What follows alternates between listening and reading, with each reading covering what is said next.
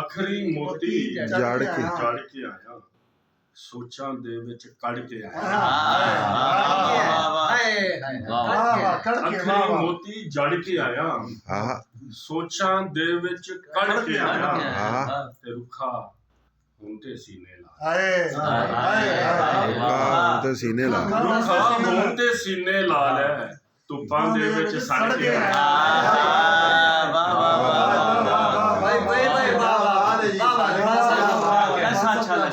बहुत अच्छे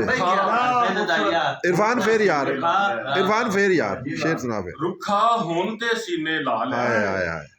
रुखा हुण ते सीने ला लै धुप्पां दे विच सड़ के आया ते शद्दां मद्दां जोड़ां दे नाल शद्दां मद्दां जोड़ां दे नाल इश्क सिपारा पढ़ के शद्दां मद्दां सिपारे दा तलाज़मा वाह वाह वाह वाह शद्दां मद्दां जोड़ां दे नाल इश्क सिपारा पढ़ के आया ते शेरे के एक चेहरे ते रौनक नहीं सी एक चेहरे ते रौनक नहीं सी किन्ने चेहरे पढ़ के आया एक चेहरे ते रौनक नहीं सी किन्ने चेहरे पढ़ के आया ते शेरे के एक साहे इरफान नहीं लब्बा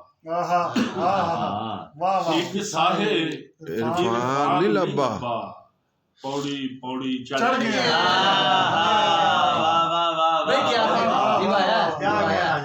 एक साहे इरफान नहीं लब्बा नाम का कितना अच्छा इस्तेमाल किया क्या बात है वाह वाह वाह नाम भी साहे इरफान नहीं आया सुभान अल्लाह इरफान की ताद है माशाअल्लाह नहीं एक साहे इरफान